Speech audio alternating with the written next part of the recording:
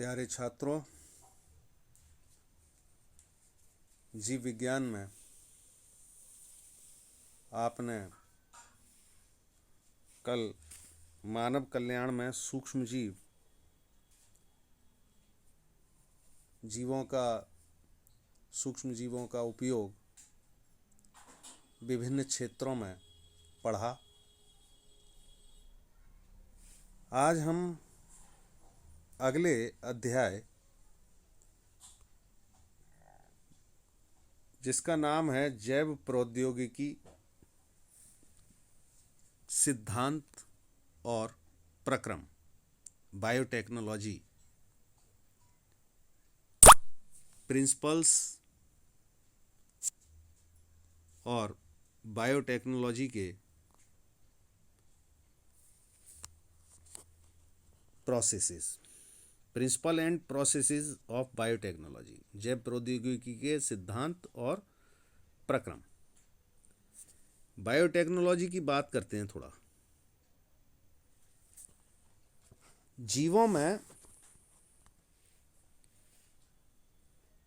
मानव कल्याण और उसके मनुष्य के उत्थान हेतु बायोसिस्टम या बायो रिएक्शंस का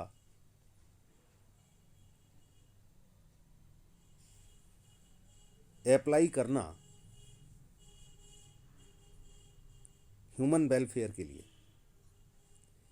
यही बायोटेक्नोलॉजी कहलाता है। यानी बायोटेक्नोलॉजी क्या है, तो उसको परिभाषा शॉर्ट में आप लिख लें, मानव कल्याण और उत्थान हेतु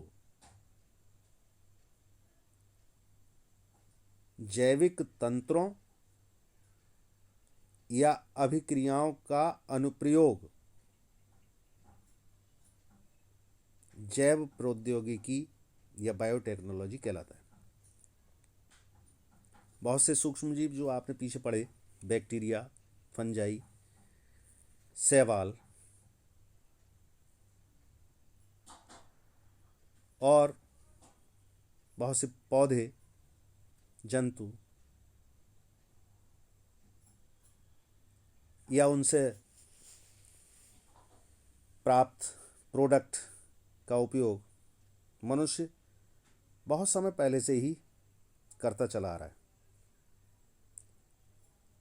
लेकिन इंडस्ट्री के लेवल पर, औद्योगिक स्तर पर उपयोगी उत्पादों की प्राप्ति करने के लिए बायोलॉजिकल प्रोसेसेस का विकास ही बायोटेक्नोलॉजी है। उदाहरण के लिए जैसे प्राकृतिक औषधियाँ हैं, डबल रोटी है, शराब है, इन सब का निर्माण। आज जो आधुनिक युग है, इसमें बायोलॉजिस्ट ने बायोटेक्नोलॉजी का विकास बैक्टीरिया और फंजाई का डेवलपमेंट करके उनसे उपयोगी पदार्थों को प्राप्त करने और इनका प्रयोग विशेष रूप से मानव कल्याण में करने हेतु किया।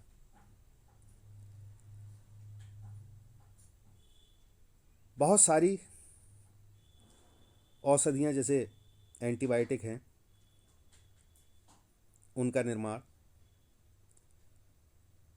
जेनेटिक मटेरियल में जीनी हेरफेर की प्रक्रिया, दोषयुक्त जीन को सुधार देते हैं उसमें, ये तमाम क्षेत्र बायोटेक्नोलॉजी के ही क्षेत्र हैं। यानी बायोटेक्नोलॉजी अगर शब्द को देखें तो दो शब्द हैं इसमें, bio plus technology, bio for biology और प्लस टेक्नोलॉजी। यानी इसके अंतर्गत जैविक कारकों के उपयोग द्वारा लाभदायक उत्पादों की प्राप्ति औद्योगिक स्तर पर की जाती है। तमाम वैज्ञानिकों ने समय समय पर विभिन्न परिभाषाएं दी हैं। इसमें भी दे रखा है एक इन विट्रो फर्टिलाइजेशन द्वारा जो टेस्ट ट्यूब बेबी है उसको बनाया जाता है, डीएनए के टीके का निर्माण किया जाता है। ये सब जैव प्रौद्योगिकी के ही भाग हैं। EFB यूरोपीय बायो टेक्नोलॉजी द्वारा जो जैव प्रौद्योगिकी की परिभाषा दी गई है उसमें दोनों परंपरागत विचार व आधुनिक आणविक जैव प्रौद्योगिकी का समावेश है।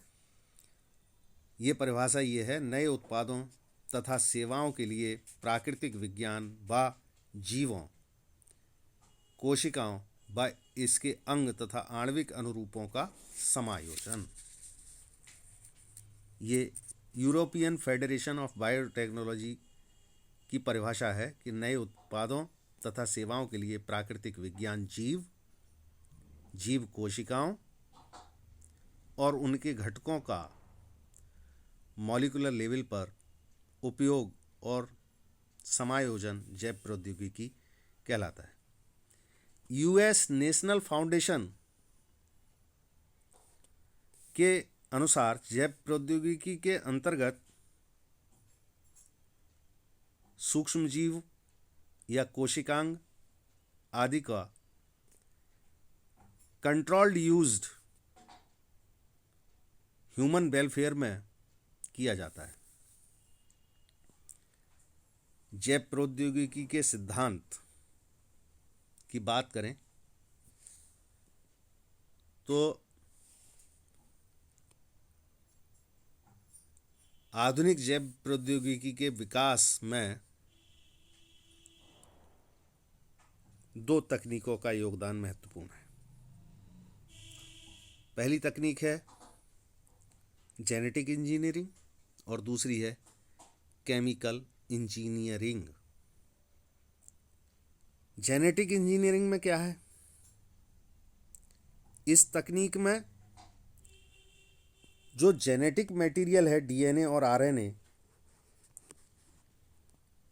उसके रसायन में परिवर्तन करके इसे पोषक में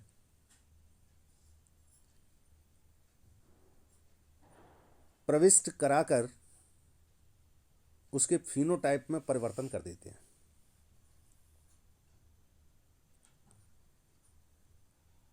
इस जेनेटिक इंजीनियरिंग की प्रोसेस के अंतर्गत जीन क्लोनिंग और जीन स्थानांतरण का उपयोग रिकॉम्बिनेंट DNA के निर्माण के लिए किया जाता है और इनका कुछ जीवों में ट्रांसफर करके उत्कृष्ट और उपयोगी लक्षण वाले जीवों का निर्माण होता है। ऐसे विकसित जीवों को हम जेनेटिकली मॉडिफाइड ऑर्गेनिज्म कहते हैं।